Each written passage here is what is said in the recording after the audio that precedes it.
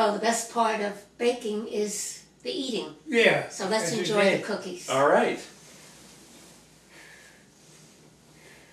Thank you. Granddaddy. Thank you. You're welcome.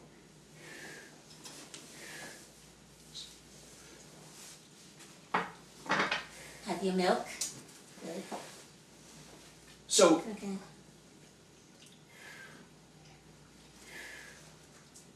perfect. Good. So,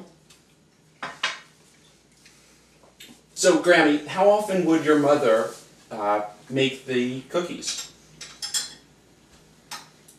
Well, it was not on a weekly basis, I don't think.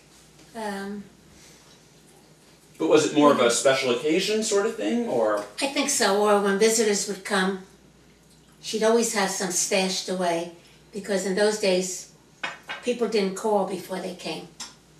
They would just ring your doorbell, and there they were. So you better be prepared for that. Of course, the gracious hostess would always have something waiting, and so the cookies. But we did not have them as a nightly ritual. In fact, at most Italian tables, you didn't have what we would call desserts today. Just a big bowl of fruit. And then on the weekends, and on Sundays, there would be something special. And would Nannie bake them on her own, or would she recruit her children to help make them? Well, I never helped make them. Now, whether Katie did, I don't know. But I think she mostly did them herself. So, when was the recipe passed on to you, and how did you start using the cookies? Nannie and her sisters always made them.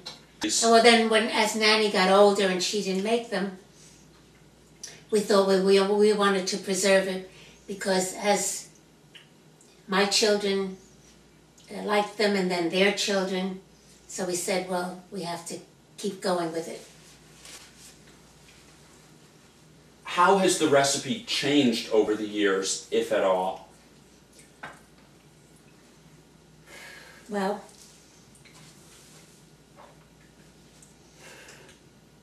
the biggest basic change was the amount of time. Instead of 14 minutes, now we do it 10 minutes. It makes a softer cookie, and the bottoms are less brown. But basically, it's the same. And is that a change that And I did cut the sugar. And are these changes that you made with your sisters, or is that something that you kind of made on your own? Well, I have a cousin in Nutley. Yeah? Who's a master baker. So she's the one who told me about the cooking it at a higher temperature but less time. And what about the anisette? That's from my cousin in Nutley. Yeah? She said her children all love it that way. I started, and nobody was complaining. And how long can a Nannie cookie stay frozen? Frozen? Couple years. I think forever. Really? Right? So it's not only delicious, but it's pretty durable too, right? Right. They usually don't last that long, though. Right. To experiment with that. They're normally all eaten up too fast. Now, what about the cutout shapes? When did that start, and what are some differences you need to know when baking the cutouts? And Katie told me about that. How you just add more flour. Right. Roll it out. And then do you have to be more aware of it could burn? Less time. I think, well, you know, I have it written down. Maybe not so much less time, because they're wider. They're wider. Yeah. But you probably have to watch out for I have it written down, though, what it is exactly. Well, Jed, Chris, Elizabeth,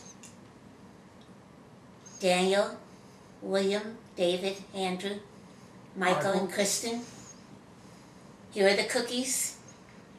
Buon appetito.